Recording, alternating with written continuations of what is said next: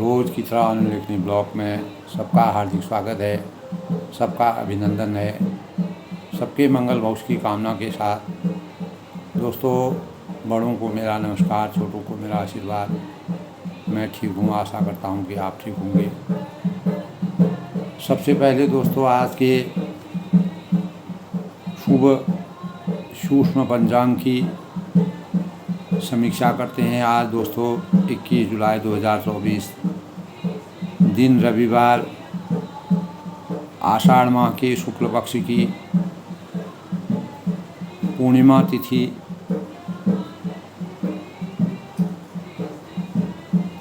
और पूर्वाषाढ़ा नक्षत्र का संयोग रहेगा। चंद्रमा धनु राशि में और सूर्य कर्क राशि में प्रवेश करेंगे, विराजमान होंगे। आज के शुभ मुहूर्त की बात करें तो दोस्तों, आज अभिजीत मुहूर्त 12:06 और से 12:59 तक, और अमृतकाल आज का दोस्तों 6:14 से 7:44 तक। ब्रह्म मुहूर्त की बात करें तो 4:21 से 5:09 तक। और आज का राहु काल, जिसके दौरान किसी भी शुभ कार्य को करना वर्जित माना गया है, 5:36 से 7:18 तक। आज दोस्तों आषाढ़ मास की पूर्णिमा की पुण्यतिथि है और व्रत की पूर्णिमा भी आज ही संपन्न होगी। और आज आषाढ़ मास का दिन समाप्त हो जाएगा, भाद्र मास की शुरुआत हो जाएगी। आज का सूर्योदय 5:37 पर और सूर्यास्त जो है 7:18 पर होगा।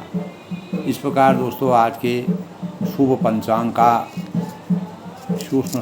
इसी अनुक्रम में दोस्तों आज रविवार का दिन है। रविवार का दिन विश्राम का दिन माना जाता है और 1843 से दोस्तों हमारे देश में रविवार को अवकाश के रूप में मनाने का प्राविधान रखा गया। हमारे ज्योतिष शास्त्रों के अनुसार जिस दिन हम लोग विश्राम करते हैं और अनेक कार्यालय जो हैं वह बंद रहते हैं और हम मंगल कामनाएं, आपस में मिलना, अपने सहयोगियों से मिलना, अपने पारिवारिक संबंध में अनेक प्रकार के भावों को संचित करके, इस भाव से जो है रविवार की शुरुआत करने का प्राविधान बना हुआ है। रविवार की प्रकृति दोस्तों ध्रुव होती है। इस दिन सूर्य सबसे अधिक ऊर्जावान और प्रकाशवान होते हैं, ऐसा हमारे वैज्ञानिकों की अवधारणा भी है और आध्यात्म में हमारा इस प्रकार की बातें बताते हैं। सूर्य में दोस्तों अनेक प्रकार के इस प्रकार के पदार्थ होते हैं जो आपस में घर्षण पैदा करके ऊर्जा का संचार करते हैं, ऊर्जा को पैदा करते हैं। वही ऊर्जा पूरे संसार में अज्ञान रूपी अंधकार से ज्ञान रूपी संसार का के भावों को, पूरे विश्व को आलोकित करने का कार्य करते हैं। इसलिए सूर्य देव की उपासना, सूर्य देव की का व्रत रखना और सूर्य को जल चढ़ाना और विधि विधान के साथ सूर्य को जितना हम मनोभावों से सूर्य भगवान की पूजा करेंगे, अर्चना करेंगे, हमारे राजयोग में प्रबलता आती है और हमें रोटी, कपड़ा, मकान तो दोस्तों हर हालत में मिलता है सूर्य की उपासना करने से। और अनेक प्रकार के हमारे शरीर में जो रोग प्रतिरोधक क्षमता वाली किरणें होती हैं हमारे शरीर को प्राप्त होती है। विटामिन डी अधिकता से हमको मिलता है। इसलिए सूर्य की रोशनी सुबह जब सूर्योदय होता है उस समय सूर्य भगवान को प्रणाम करना, उनको अर्घ्य चढ़ाना, सूर्य भगवान की पूजा अर्चना करना, तांबे के बर्तनों से, तांबे के बर्तन सबसे शुद्ध माने गए हैं। तो दोस्तों इस प्रकार से सूर्य प्रकाश का सबसे बड़ा स्रोत है। और प्रकाश हमारे जीवन में अनेक प्रकार के सकारात्मक भावों का प्रतीक माना जाता है। इससे अनेकों रोग शोक का अंत होता है और रोग प्रतिरोधक क्षमता, जैसे मैंने आपको बताया, वाली किरणों का संचार होता है। और इस दिन दोस्तों उगते हुए सूरज को अर्घ्य देना, रोली पुष्प, चंदन, लाल पुष्प से भगवान सूर्य को की पूजा करना प्रबलता और जीवन में तरक्की के द्योतक के रूप में मानी जाती हैं। खास तौर से दोस्तों तांबे के बर्तनों में पूजा करने से सूर्य भगवान प्रसन्न होते हैं। और रविवार को मुख्य द्वार पर घी का दीपक अवश्य जलाना चाहिए, प्रज्वलित करना चाहिए। इससे शुभता और हृदय की शुद्धता का प्रमाण है। और रविवार को दोस्तों चावल है, गुड़ है, दूध है का दान करना अच्छा माना गया है। आध्यात्मिक दिवस के रूप में रविवार अनेक प्रकार से हमारे जीवन को सकारात्मकता का या भावों का संचार करते हैं। श्रद्धा के साथ रविवार को फल, कपड़े, भोजन से संबंधित चीज़ों का दान करना चाहिए।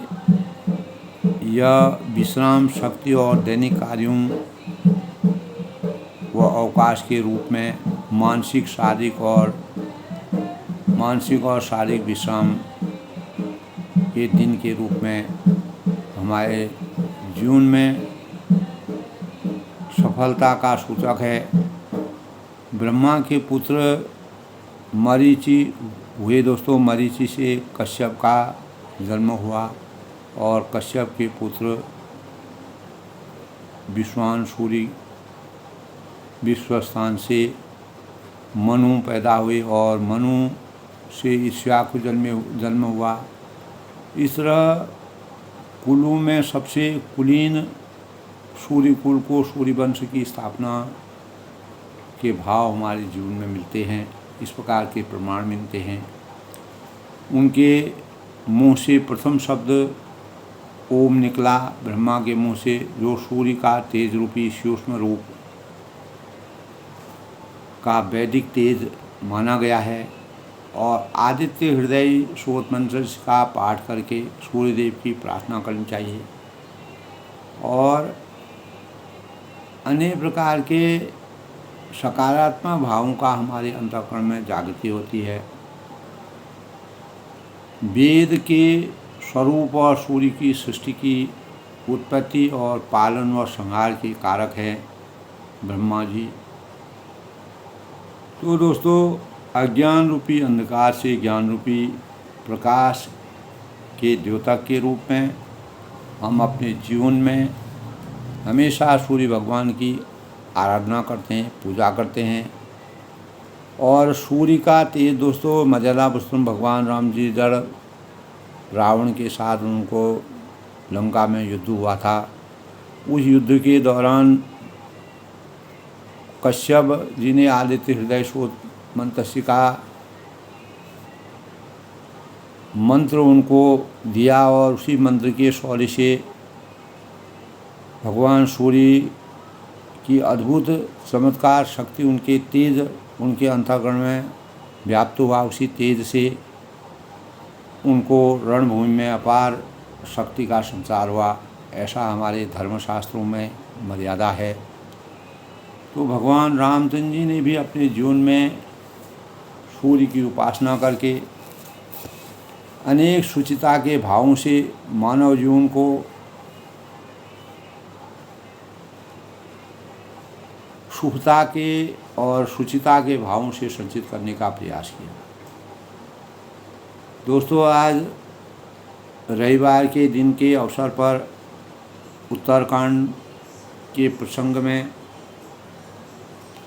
मर्यादा पुरुषोत्तम भगवान रामचंद्र जी जब वन से यानी लंका में रावण का वध करके सीता जी को लंका से ला करके और सभी बंधु बांधवों से, ऋषि मुनियों से अनेक प्रकार के भावों को व्याप्त करते हुए और सीता जी को पुष्पक विमान से सीता, लक्ष्मण, हनुमान, विभीषण को राज तिलक दिला करके उनको अयोध्या पुष्पक विमान से लाए। तो त्रिवेणी पर उन्होंने विश्राम किया, गंगा नदी में किया, जमुना नदी में किया।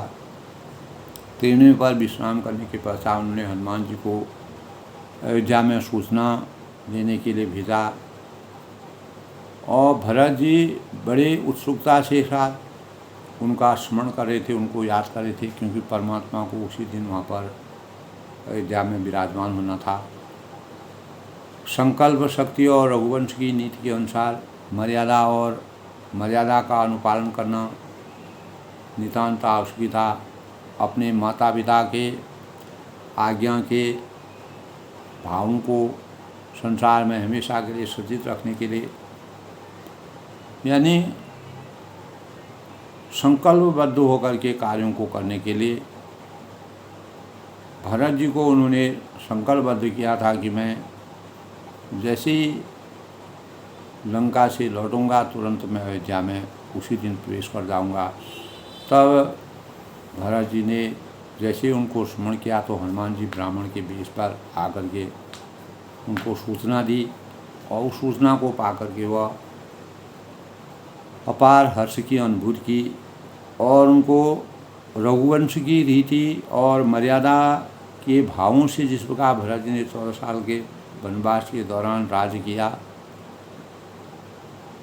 भगवान श्री रामचंद्र के नाम से, और परमात्मा ने 14 साल के वनवास के दौरान वन में अनेक प्रकार के ऋषि मुनियों, साधु संतों और दीनहीनों, गरीब सभी प्रकार के लोगों को, यहाँ तक कि राक्षसों को भी, उनका जो राक्षस थे उनका भी वध करके जो अज्ञान रूपी अंधकार से ढके हुए थे, गलत कार्यों को कर रहे थे, तो उनका वध करके उनको मोक्ष प्राप्ति की कि इस जन्म मरण के बंधन से उनको हमेशा के लिए मोक्ष प्राप्त कर दिया।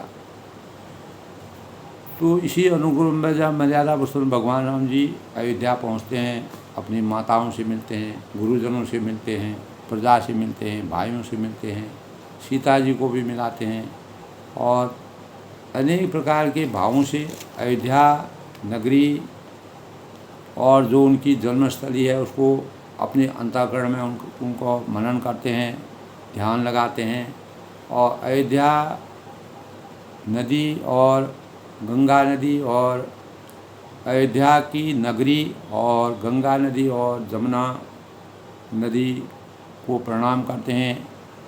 अयोध्या उनकी जन्म नगरी है, तो जन्म नगरी के वही कहते हैं कि जो सुख मुझे अयोध्या नगरी में प्राप्त होता है उस सुख को मैं और कहीं भी प्राप्त नहीं कर सकता हूँ। इहलोक और परलोक में भी उस प्रकार के सुख की आनंद की अनुभूति नहीं होगी जो अयोध्या में मुझे प्राप्त होती है। तो अपनी मातृभूमि, अपनी जन्मभूमि जिसमें उन्होंने जन्म लिया है, उसके प्रति अपार अगाध प्रेम उनको है। वहाँ की मिट्टी, वहाँ की हवा, वहाँ की आबहवा, वहाँ के वातावरण, वहाँ की प्रकृति का बड़े विस्तार के साथ तुलसीदास ने जो रामचंद्र के आदर्शों से वर्णन किया है वह हृदय स्पर्शी है, मानव चेतना को जगाने वाला है। तो ऐसे ही में दोस्तों मर्यादा पुरुषोत्तम भगवान रामचंद्र जी जब वहाँ पर पहुँचते हैं अयोध्या में तो उनकी माताओं को अपार हर्ष की अनुभूति होती है, सभी प्रजा सुख की अनुभूति करती है और वहाँ पर इस प्रकार का परिवेश है कि जनु धेनु बालक वत्स तजि ग्रहण चरण बन पर वस गई, दिन अंत पुर रुख सुवन थन हुंकार धनी करि धावत भई, अति प्रेम प्रभु सब मातु भेटी वचन मृदु बहुविधि कहे, गई विषम विपत्ति वियोग भव तिन हरस सुख अग्नित लहे। यानी इस प्रकार का परिवेश हो गया है जैसे ही मर्यादा पुरुषोत्तम भगवान राम जी 14 साल के वनवास के तदंतर अयोध्या में प्रवेश करते हैं, सभी से उनका मिलना होता है, भाइयों से मिलना होता है, माताओं से मिलना होता है, वहाँ की प्रजा से मिलना होता है।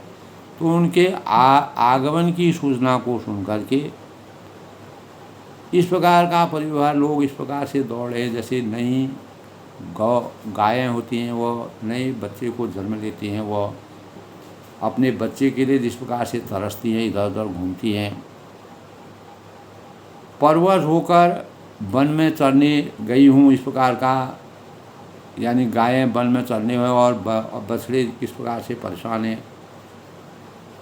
दिन का अंत होने पर बछड़ों से मिलने के लिए गाय कितनी आतुर होती हैं, हुंकार करने लगती है, अपनी आवाज़ देती हैं और थन से उनका दूध गिरने लगता है।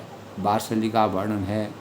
नगर की ओर वह दौड़े आते हैं और प्रभु के अत्यंत प्रेम की सब माताओं, इसी प्रकार उनकी माताओं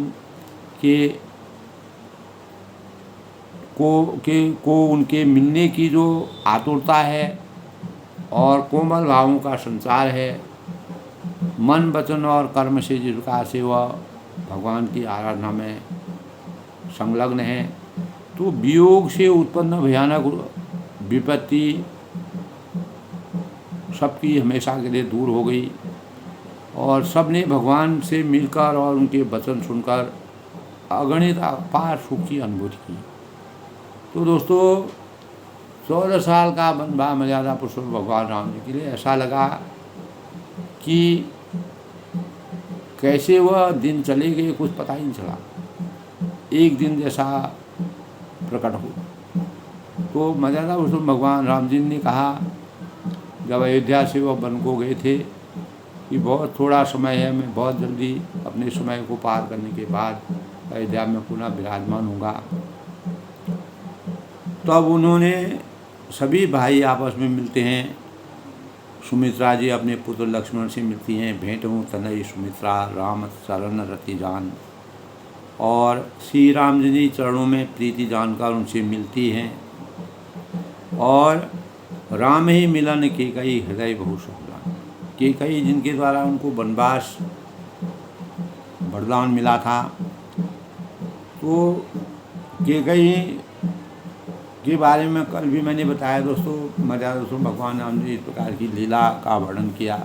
उस लीला में केकई सबसे अनुकूल उनको लगी, तो उनके माध्यम से 14 साल का वनवास के दौरान प्राप्त करने के बाद जिस प्रकार के मानव संरचना को आगे बढ़ाते हुए मानव वेदना को कितने प्रकार के सांसारिक गतिविधियाँ होती हैं उनको संपूर्ण करने के बाद मर्यादा पुरुषोत्तम भगवान राम जी के कैसे जो वरदान प्राप्त किया, उससे उनको बन जाने का सौभाग्य प्राप्त हुआ। उनके लिए वह सौभाग्य था। और रावण का वध करना, रावण जैसे अत्याचारी और नाचारी जो धर्म की रक्षा को करने के लिए, धर्म की स्थापना करने, धर्म की अवधारणा को हमेशा के लिए इस सृष्टि में जीवित रखने के लिए उन्होंने मानव रूप में अवतीर्ण होकर के रावण जैसे राक्षसों का अंत किया। तो दोस्तों तब लक्ष्मण सब मातन मिली, धर से आशीष पाए, केकई का पुनि पुनि मिले, मन शोभ न जाए। लक्ष्मण जी अपने भाइयों से मिलते हैं, माताओं से मिलते हैं और उनको आशीर्वाद प्राप्त होता है। केकई जी बार बार मिलती हैं, परंतु उनके मन का शोभ नहीं जाता है। जो उनके अंदर रामचंद्र को वनवास देने का जो उन्होंने वरदान दिया था, वह उनके अंतःकरण में हमेशा के लिए रहता है।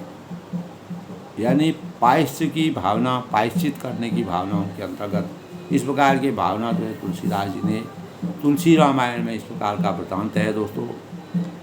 तो इस प्रकार मर्यादा पुरुषोत्तम भगवान रामचंद्र जी मानव जीवन को चरितार्थ करने के लिए पारिवारिक संबंधों का किस प्रकार से निर्वहन किया जाता है, अपने परिवार के साथ किस प्रकार के सामंजस्य किया जाता है, कैसे आपस में मिलकर के एक सुयोग्य परिवार का निर्माण होता है, और हमारे अंदर भ्रातृत्व की भावनाओं का जो संचार होता है वो कैसे होता है, माताओं का उसमें क्या रोल होता है, क्या भूमिका होती है, और किस प्रकार से वो अपने बच्चों को ज्ञान देती हैं और उन्हीं ज्ञान के परिणाम से उनका क्या रहस्य निकलता है। मानव चेतना को जगाने के लिए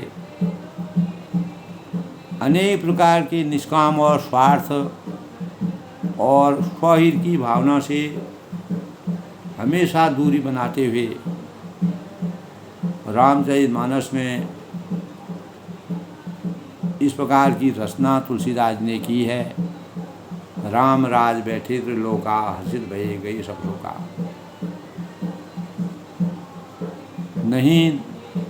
नहीं दुखी कोई दरिद्र नहीं ना, कोई दरिद्र नहीं था, कोई दुखी नहीं था, किसी में गलत भावना थी। तो रामचंद्र जी के राज्य में सब लोग सुख की अनुभूति करते थे। इस प्रकार के पारिवारिक संबंधों को बनाने के लिए माताओं ने जिस प्रकार के सहयोग, सामंजस्य और एकता के भावों से सब जो आने वाली पीढ़ी है उनको, उनके भावों को रघुकुल की मर्यादा के अनुसार आगे बढ़ाने का प्रयास किया, वो आज कलिकाल में दोस्तों हमारे जीवन के लिए जो होनहार बच्चे हैं, जो आज के जीवन में जी रहे हैं, आज हम लगातार अपने संस्कारों से वंचित हो रहे हैं, संस्कारों से हम खिलवाड़ कर रहे हैं। तो उसी खिलवाड़पन से बचने के लिए मात्र हमारे पास एक ही रामचरितमानस से हमको इस प्रकार की प्रेरणा मिलती है, जो तुलसीदास ने बड़े ही भावहीनी ढंग से जिस प्रकार से वर्णन किया है। रामचंद्र जी का किस प्रकार का स्वभाव था, मर्यादा का कैसे उन्होंने अनुपालन किया और भाइयों ने किस प्रकार से उनका सामंजस्य स्थापित किया और कभी भी अवहेलना, उल्लंघन, किसी भी आदर्शों का उल्लंघन नहीं किया। अपने माता पिता की आज्ञा के अनुसार भले ही दशरथ जी का स्वर्गवास हो गया था, उसके तदंतर भी मर्यादा पुरुषोत्तम भगवान राम जी क्षण मात्र भी जो पिताजी की आज्ञा के अनुसार जो कार्य थे उनको संपूर्ण किया और उनकी आत्मा को शांति देने का प्रयास किया। तो उत्तरकांड में दोस्तों इस प्रकार का विवरण है। जब मर्यादा पुरुषोत्तम भगवान राम जी रावण पर विजय करते हैं तो दशरथ जी का मनन आता है, उनका ध्यान आता है, वो उनको दिखते हैं, उनका स्वरूप दिखता है। तब वह रामचंद्र जी से मिलते हैं और अनेक प्रकार के भाव होते हैं। यही उत्तरकांड में इस प्रकार के शुरुआत में इस प्रकार का प्रसंग मैंने अपने ब्लॉग के माध्यम से सबको बताया था दोस्तों। तो अगर हमारे अंतःकरण में निष्काम भाव हों, सही सच्चता हो, सत्यता हो, संकल्पों के प्रति प्रतिबद्धता हो, अपने माता पिता के आज्ञा का परिपालन करना हो, तो हमको वही आत्माएं दिखती है और साक्षात रूप में हमको दर्शन देती हैं परमात्मा के रूप में और हमको मार्गदर्शित करती हैं। तो भगवान का स्वरूप यही है दोस्तों। ये जीवन है, इस जीवन में आत्मा आती है और जाती है। तो आत्मा हमेशा अजर अमर है और भौतिक शरीर भले ही आदमी का बदलता है लेकिन आत्मा नहीं बदलती है। तो दशरथ जी ने अपना इस प्रकार से मन में मर्यादा पुरुषोत्तम भगवान राम जी के मन में इस प्रकार के भाव आए जो इसमें वर्णन है। तो दोस्तों इसी अनुक्रम में मर्यादा यानी हमारे अंतःकरण में जब ज्ञान की पराकाष्ठा, भक्ति और ज्ञान का संचार होता है, तो भक्ति और ज्ञान दोस्तों एक दूसरे के पूरक है। और ज्ञान का अगर हम रामचरितमानस के अनुसार अगर सूक्ष्म वर्णन करें तो ज्ञान का अर्थ है उत्कृष्ट चिंतन तथा भक्ति का तात्पर्य संवेदना की भावनाएं, यानी दो धाराएं हैं। ये पक्षी के दो पंख के समान हैं और नाव के जो पतवार, नदी के दो तट हैं। हमारे जीवन की दोस्तों जो चैतन्य और चैतन्यता के भाव हमारे जीवन में परिलक्षित होते हैं,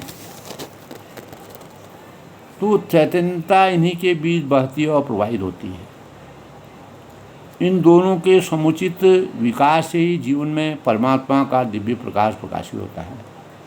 जिस प्रकार मर्यादा पुरुषोत्तम भगवान रामचंद्र जी कहीं भी जाते थे, अवध वहाँ जहाँ राम निवासु, दिवस वहाँ जहाँ भानु प्रकाशु।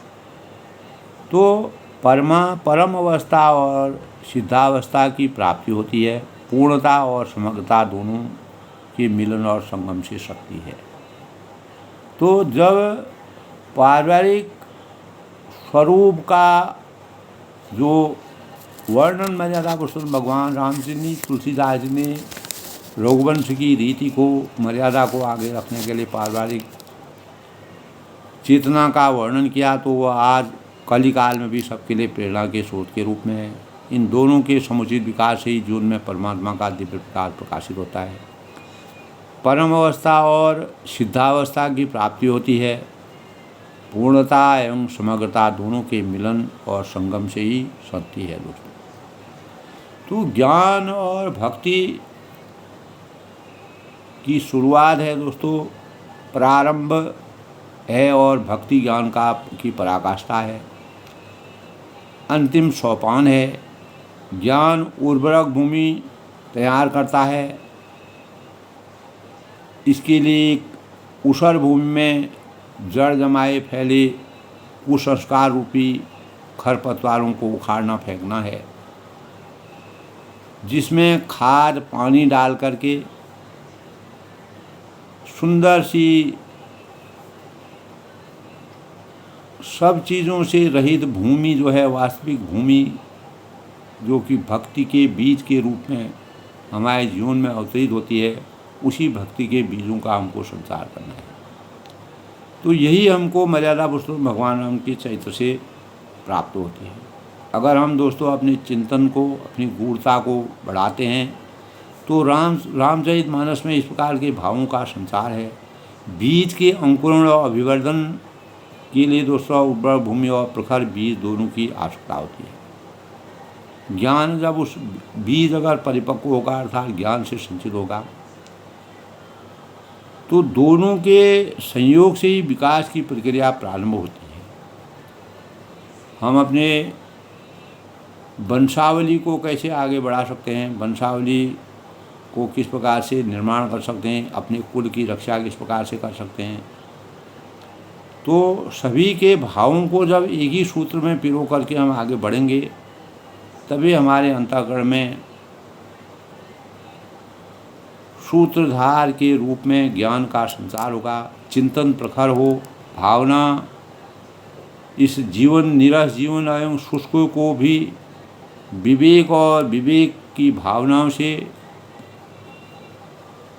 जीवन में जो भटक रहे हैं, उस भटकाव से हम मुक्ति प्राप्त करेंगे।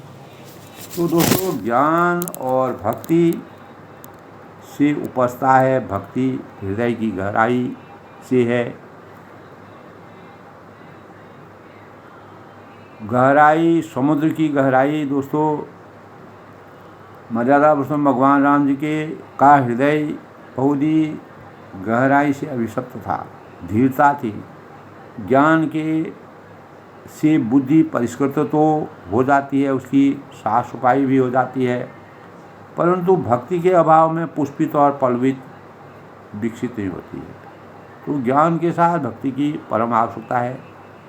प्रभु के पद पर श्रेष्ठ राह पर बढ़ने के लिए, यानी परमात्मा के आशीर्वाद को प्राप्त करने के लिए जितनी भी बाधाएं हमारे जीवन में उत्पन्न होती हैं, रोड़े होते हैं, कठिनाइयाँ होती हैं, परेशानियाँ होती हैं, चुनौतियाँ होती हैं, तो ज्ञान इन सबको काट देता है और उसको मिटा देता है हमेशा के लिए।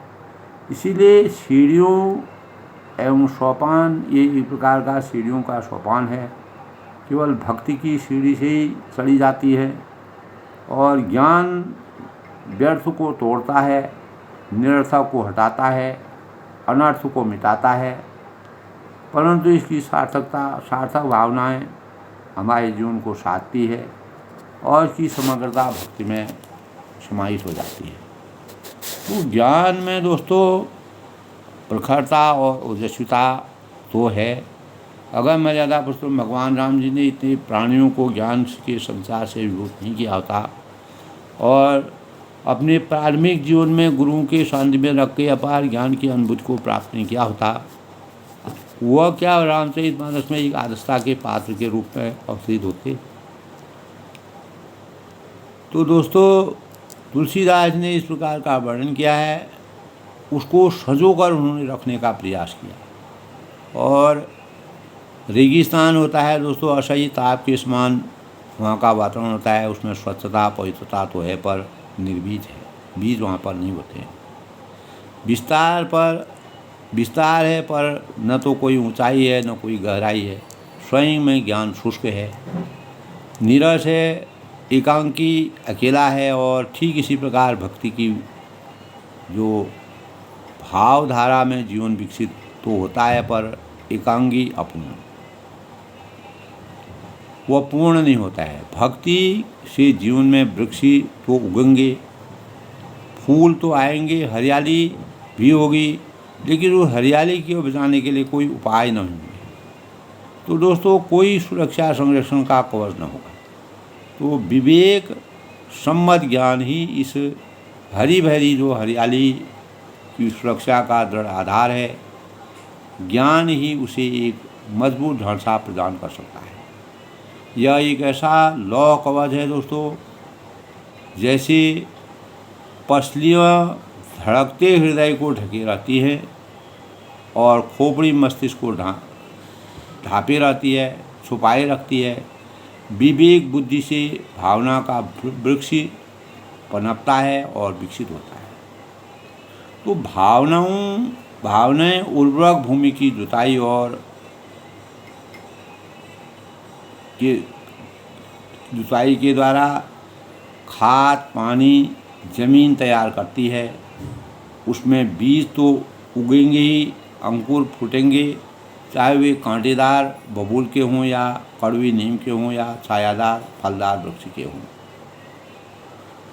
तो भावनाओं में दोस्तों सत्य के बीज उगते हैं और असत्य के भी अंकुरित होते हैं, लेकिन विश्वास भी पलवित होता है और संदेह भी पनप सकता है, प्रेम दया भी विकसित हो सकती है, घृणा वैमनस्य भी फल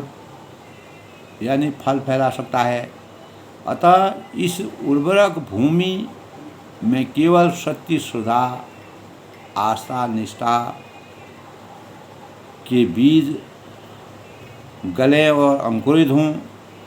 उनके लिए आवश्यक है भावनाओं की विवेक सम्मत बुद्धि से रखवाली और निगरानी करने की। तो भावना यदि ज्ञान के मार्ग से गुजरी हो तो दोस्तों नींव कमज़ोर होगी और भक्ति रूपी इसका भवन सदा हिटालुता रहेगा। प्रबल झंझावात को दूर कर हल्के थपेड़ों से भी दोस्तों इसको टूटने गिरने मिट्टी की आशंका बनी रहेगी। तो सामान्य क्रम में भक्तों को केवल विश्वास करना जानना चाहिए, वही इसे मात्र श्रद्धा आरोपण करना आता है। तो बुद्धि के मार्ग में दार्शनिकता तात्विकता का जन्म होता है। उसके जीवन में तर्क की सूखी रेत भर जाती है। सोचा बहुत है परंतु पहुंचा कहीं नहीं। तो दोस्तों, महासमन्वय का अगर के भावों का संचित करना है और ज्ञान और भक्ति की विचारणा और भावनाओं के पतवारों से जीवन की नाव भवसागर को पार लगाना है, तो जीवन की सार्थकता और समग्रता के भावों से हमको गुजरना चाहिए। हम सभी को अपने विचारों में, भावों में, कर्मों में सतत इसी रामचरितमानस के अनुसार जो भाव हमारे जीवन में संचित किए गए हैं, उन्हीं की तरफ अग्रसर होकर के अपने जीवन को परिमार्जित करना चाहिए। तो इसी से दोस्तों रामचरितमानस में मर्यादा पुरुषोत्तम भगवान राम जी ने जो भक्ति और ज्ञान के भावों का संचार किया, उसी संबंध में मैंने अपने विचार व्यक्त किए। तो आज के प्रसंग में दोस्तों, सासुन सबन मिली बैदेही चरण लाग हरसत देही देही देही अशीष बूझ कुशलाता होय अचल तुम्हारा विलास अभी बात। यानी जानकी जी सब सासुओं से मिलती हैं। जब रामचंद्र के साथ पुष्पक विमान में आकर के लंका से मर्यादा पुरुषोत्तम भगवान राम जी अग्नि परीक्षा करते हुए सीता जी को पुष्पक विमान में बैठा करके अनेक प्रकार के वृत्तांतों को सुनाते हुए सभी शुभचिंतकों के साथ अयोध्या पहुँचते हैं, तो सीता जी को आनंद की अनुभूति होती है। तब वह सभी माताओं से मिलती है, सासुओं से मिलती है, और जिस प्रकार से हमारे संस्कार हैं, चरण लाग हरसति देही, और उनके चरणों में लगकर अत्यंत हर्ष का अनुभव करती हैं। तो तुलसीदास ने दोस्तों पारिवारिक संबंधों का इस प्रकार से वर्णन किया है, जो आज के कलिकाल में हमारे जीवन के लिए एक प्रकार से प्रेरणा के स्रोत के रूप में अभिभूत होते हैं।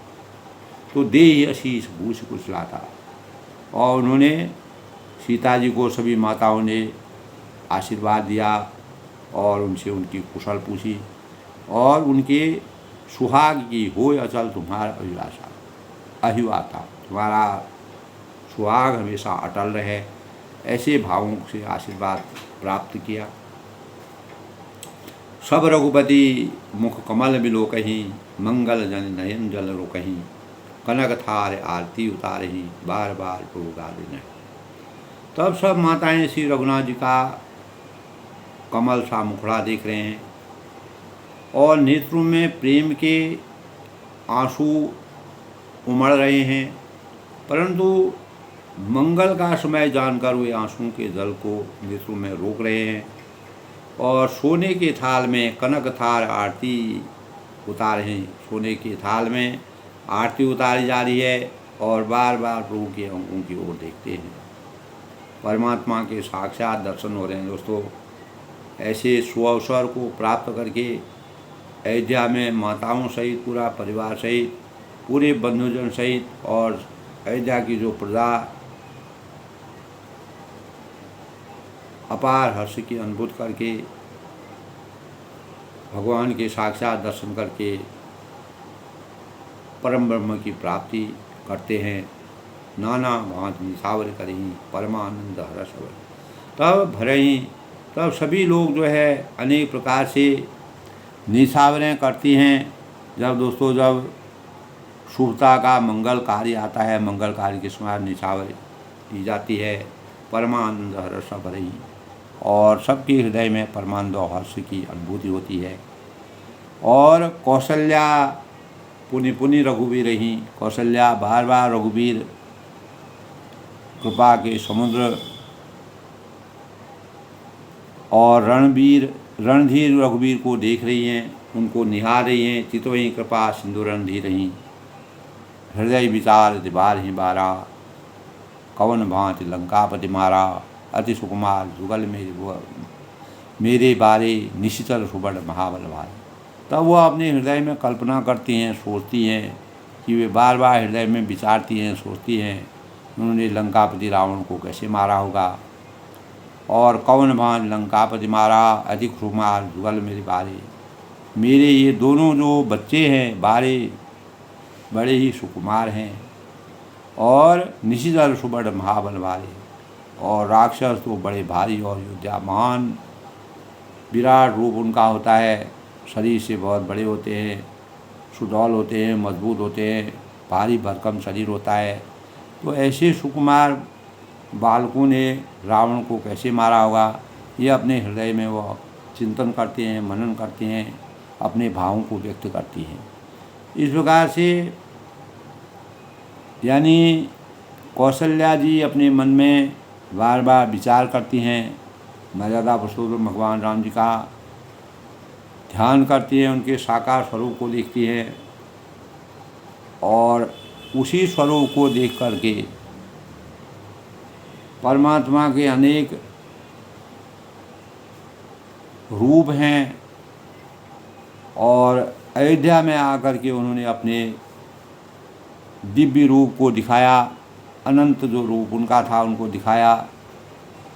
तो सब लोग ने परमात्मा के दर्शन किए। सब कौशल्या जी उसी बातों को सोचते हुए रामचंद्र का को आशीर्वाद देती हैं। लक्ष्मण और सीता सहित और प्रभु विदु करिमा। तब लक्ष्मण जी और सीता सहित प्रभु रामचंद्र जी माता देख रही हैं और परमानंद मगन मनो पुनि पुनि पुलकित मात गात। उनका मन परम आनंद में मग्न हो गया है। 14 साल के वनवास के बाद जब मर्यादा पुरुषोत्तम भगवान राम जी लक्ष्मण और सीता सहित पुष्प विमान में आकर के रावण का वध करके अयोध्या में सशरीर और पूर्णता के साथ अपने जीवन को चरितार्थ करते हुए अनेक लोगों का कल्याण करते हुए और अनेक पापी राक्षसों का अंत करते हुए और रावण जैसे महान योद्धा को पराजित करके अज्ञान रूपी अंधकार को मिटा करके ज्ञान रूपी प्रकाश का संचार करके अयोध्या में लौटे। तो अपार आनंद की अनुभूति का वर्णन तुलसीदास ने बड़े ही मार्मिक ढंग से वर्णन किया है। परमानंद मगन मनो पुनि पुनि पुलकित का। तब माँ कौशल्या जो है अपने अंतर मन में वाणी में और शरीर में पुलकायमान हो जाती हैं। परम आनंद की अनुभूति उनको होती है और लक्ष्मण जी और सीता जी सहित प्रभु रामचंद्र जी को माता देख रही हैं। उनका मन परमानंद में मग्न और शरीर बार बार पुलकित हो रहा है। अपार हर्ष की अनुभूति हो रही है। तो दोस्तों, सुचिता है, संभाव है, ज्ञान है, बुद्धि है, विवेक है। तो ज्ञान की पराकाष्ठा से अपने विवेक से मर्यादा पुरुषोत्तम भगवान राम ने जिस प्रकार से अपने जीवन को चरितार्थ करके 14 साल के वनवास के बाद जब अयोध्या लौटे तो आनंद की अनुभूति हुई। तो अयोध्या में अनेक प्रकार से हर्षोल्लास की अनुभूति हुई और चारों तरफ ज्ञान रूपी प्रकाश का संचार हुआ। सबके अंतःकरण में हर्ष और सुख की अनुभूति किया संचार। दोस्तों, आज के प्रसंग में आनंद लेखनी ब्लॉग में सबका हार्दिक स्वागत है। सबके मंगल भविष्य की कामना के साथ अधिक से अधिक लोग दोस्तों मेरे ब्लॉग को शेयर करें, लाइक करें, सब्सक्राइब करें, मेरे मनोबल को बढ़ाने का प्रयास करें। इसी प्रकार मैं अपने भावों से रामचरितमानस का उत्तरकांड के भाव जिस प्रकार से संचित हो रहे हैं, तो इन्हीं भावों से हमको अपने जीवन को कैसे चरितार्थ करना चाहिए और अपने ज्ञान की वृद्धि के लिए हमें अपने जीवन को किस प्रकार से निष्काम, निस्वार्थ, स्वहित से हट करके लोक कल्याण की धारणाओं को रामचरितमानस की के अनुसार मर्यादा पुरुषोत्तम भगवान राम जी की प्रेरणा से अभिभूत होकर के अपने जीवन को सार्थक करना चाहिए। यही जीवन का सत्य है दोस्तों। इसी से ही मानव जीवन का लक्ष्य निर्धारित होता है। मर्यादा पुरुषोत्तम भगवान रामचंद्र ने 14 साल के वनवास के बाद जिस प्रकार के शुचिता के भावों से अपने पारिवारिक संबंध की रूपरेखा को हमेशा के लिए सजीव बना करके आगे की भूमिका को रचा, यह हमारे लिए प्रेरणा का स्रोत है। सब लोग सुखी रहें, प्रसन्न रहें, खुश रहें।